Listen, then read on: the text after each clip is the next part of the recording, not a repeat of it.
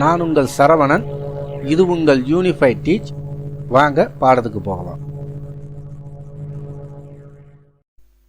7ஆம் வகுப்பு அறிவியல், அலகு 4, செல் உயிரியல். நீங்க எங்க சேனலை சப்ஸ்கிரைப் செய்யலைன்னா சப்ஸ்கிரைப் செஞ்சுக்கோங்க. பக்கத்தில் இருக்கிற பெல் ஐக்கானை கிளிக் பண்ணிக்கோங்க. மாணவர்களே, முதலில் கற்றல் நோக்கங்களை பற்றி பார்ப்போம். இந்த பாடத்தில் 1. தாவர செல் மற்றும் விலங்கு செல்களுக்கிடையேயுள்ள ஒற்றுமைகள் மற்றும் வேற்றுமைகளை பற்றி புரிந்து கொள்ளுதல். 2. உயிரினங்களின் அடிப்படை அலகு செல் என அறிதல். 3. பலவகையான மனித செல்கள் மற்றும் அவற்றின் தொடர்புடைய பணிகளை அறிதல். 4. பல்வேறு வகையான செல் நுண்ணுறுப்புகளின் செயல்களை தெரிந்து கொள்ளுதல்.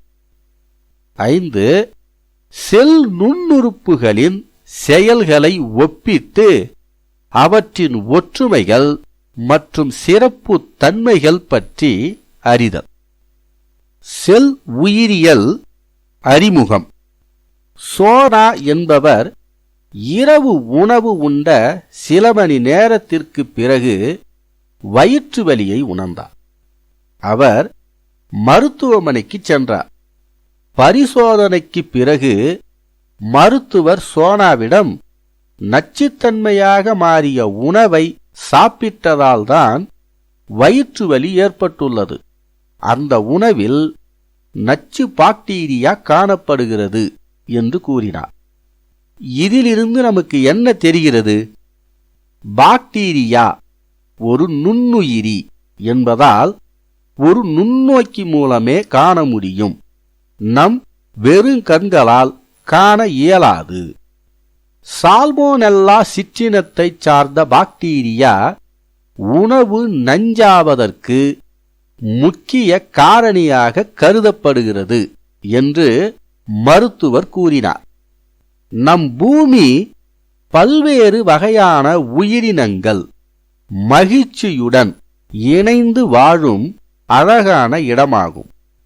சின்னஞ்சிறு பாசிகள் முதல் பெரிய ஊசி இலை மரங்கள் வரை, கண்ணுக்கு தெரியாத பாக்டீரியாக்கள் முதல் பெரிய நீல திமிங்கிலங்கள் வரை உள்ள அனைத்து உயிரினங்களும் அடிப்படை அலகை பெற்றுள்ளது.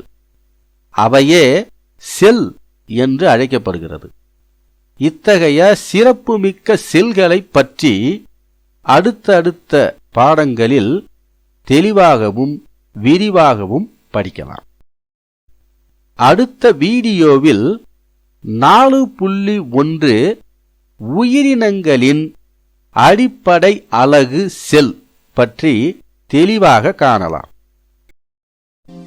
இந்த வீடியோ எங்கள் சேனலில் ஆங்கிலத்திலும் உள்ளது.